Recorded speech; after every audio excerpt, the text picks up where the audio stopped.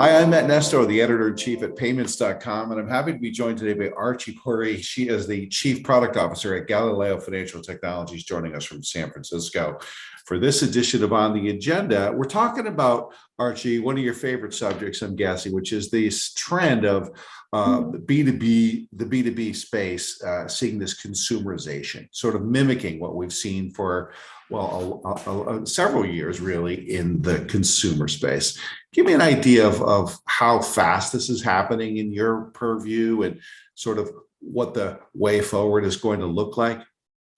That actually, Matt, and you're absolutely right. It is one of my favorite topics. It's a topic near and dear to my heart. And as luck would have it, I've had the front row seat to this through a number of different roles, whether it was through Braintree and the work we were doing in payments and checkout, or with Galileo and the work we are doing with card issuing and processing, as well as digital banking. And a lot of this, as all of us are aware, the whole financial technology evolution, innovation or disruption, whatever you call it, started in its nascency in 2012. And from there has just gone on strength to strength, but has largely been focused around consumer payments first, and then banking, and now into lending. But what has really brought this front and center has been that for consumers, it has been solving key friction points. And the way I think about it in the terms of jobs to be done. And it has come from the digitization of their jobs to be done, which is whether it is earning, spending, paying, saving, borrowing, protecting, and investing, as well as the personalization of these products, so that irrespective of my role as a consumer, and I could be a consumer, I could be a parent, it could be a teen, it could be an employee. In all my roles, my jobs to be done, the needs are being met for these jobs to be done. And for the evolution to continue, I think it is going to continue into the B2B side. And it's going to be the same two things. It's going to be digitization and personalization, but that's not going to be enough. If you think about the jobs to be done from a business standpoint, it's between the ability to grow the business and operate the business. And we've given businesses tools for some things, but not for others. So as we look at the evolution, it's going to be, how can we then build this for businesses with all of the same principles and other jobs to be done? Right. So we recently reported here that I believe B2B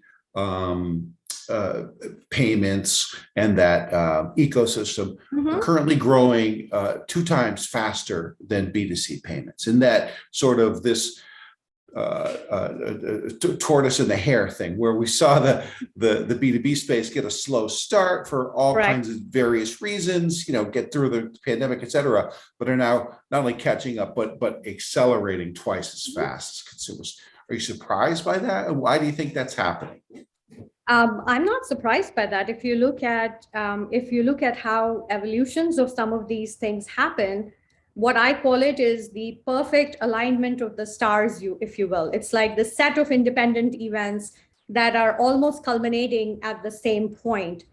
And for me, these events, if you look at it and divide them between supply and demand, on the supply side, you have capital, where all of us are aware, like up until late 2021, all the way from 2012 to 2021, fintech investment has grown exponentially. It may be slowing down, but the demand side problems aren't going away. The other side of this evolution has been what we call below the glass innovation. So for us, consumer and business facing experiences are above the glass, and everything that infrastructure and platform enablers do is below the glass. And the below the glass innovation, a part of it is common. It's like a lot of infrastructure. You first need the infrastructure to be there, and mobile technology made that happen. Then you need platform enablers, and Galileo and several other enablers in this space actually built technology at scale that different businesses and fintechs can use. And then you have what I call catalyst events. Now, when you combine these set of things, you unlock the supply side. Like catalyst events and the accelerated digitization has caused it to be the time is now for businesses. But there is also another inherent factor, which is the people themselves. Greater number of millennials and Gen Zers are now in the workplace, and they are the ones who are making some of these business decisions at all of these businesses. And they are asking the right questions. They are looking at the digitization that they have gone through as a consumer themselves and craving for similar experiences for their day-to-day business operations. And I touched upon a little bit on the jobs to be done from a business side. We call it the core principle. And core stands for CORR. C stands for converting customers. O stands for streamlining operations. R stands for reducing risk. And the next R stands for growth and revenue. So while we have given them tools to help them grow their revenue and convert customers, we haven't given them the tools to be able to operate their businesses more efficiently and to reduce their risk. And so that's why now it's a game of catch up, because now businesses, the supply is there, the demand is there, the demand is outpacing the supply, and people are asking, when can I solve the same problems? Let me ask you about that. Let's just drill down on sort of the macroeconomics, because I could argue that maybe the supply and the demand are there, but they're certainly a little nervous, and they're certainly dealing with some interesting macro headwinds. Talk to me about the timing of this sort of embedded finance shift right now. Are you seeing changes in there, good or bad, in response to the macroeconomic climate? I think we are. Where we are seeing the greatest change has been in the need for speed, where businesses, the friction points for businesses aren't going away. And what they are looking for essentially have been four things. It's been digitization and personalization, which by virtue of the consumer payment activity, we're all very familiar with. But they are also looking at liquidity and connectedness. And for me, connectedness is something which is not often talked about, but it is a greater need, because if I'm a business, if I'm a small business, the cost of labor is high. I want to innovate at speed. And if I'm building point solutions, I'm dealing with multiple partners.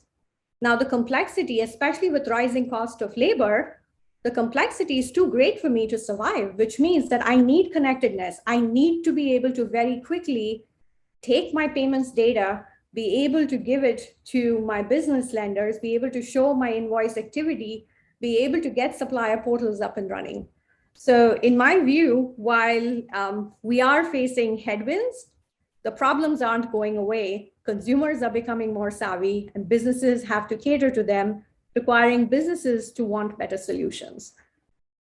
Talk about some of these other knock-on effects, the competitive advantages that a small or medium-sized business might experience, other than the, maybe the first frontline expected reactions or benefits when they actually implement an embedded finance solution.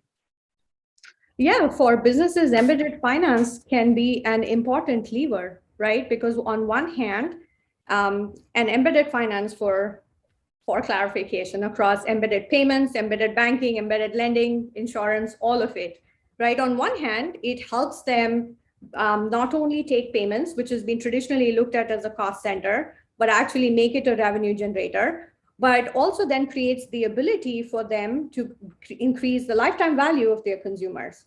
Now, on the other hand, when you switch it to embedded payments and embedded finance in B2B interactions, you are now getting access to liquidity and capital far sooner in very creative ways. Like if I was able to move and pay my suppliers instantaneously through issuing cards to them, I'm issuing cards and I'm now generating revenue off of those payments. It is not just a cost center for me. So the advantages for any business to think about this is pretty significant, especially because when we think about all of the strategies between Horizon 1, 2, and 3, people used to think about Horizon 3 as diversification of my business and 3 to 5 years out there. But in reality, Matt, Horizon 3 is effectively now.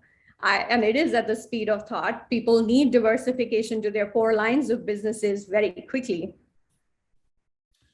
Now, one thing I know on the consumer side, personal experience, is that personalization is appreciated, but it's sometimes delicate too. Sometimes it can feel a little too personal, like, whoa, they're like, what's going on? They feel like they know a little too much about me, but that's on the consumer level. Talk to me about personalization, struggling with that word today, on the B2B side. What are the sort of nuances, the pros and cons that you see there? For businesses, I think, in my opinion, it comes down to, am I able to get the right financial products for my business at the right stage of my journey?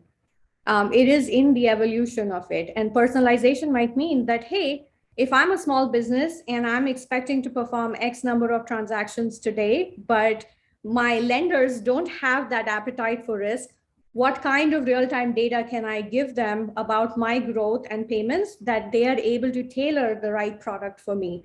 That as I provide proven track record of success in my business, these policies and pricing become better and better for me. And the more these businesses evolve and succeed, it is better for the entire ecosystem. You know, COVID has forced a reprioritization of just tasks that businesses face. And B2B payments have always been on the list, but we're never like at the top of the list. What has changed? Because they suddenly feel like this is they're at the forefront, or at least a lot closer to it than they were in the past. And you know, what do you see that's happening in terms of transformation and innovation that will keep that trend going? That is actually very interesting. And I was just looking through the study that I think Galileo did with payments very recently. And when we looked at a number of businesses, 42% of them still cite invoice reconciliation as a big issue. And almost equal number, 41.5%, need supplier portals so that their suppliers can pay more conveniently. 33 to 34% struggle with liquidity, even today, despite all of the innovation that has happened.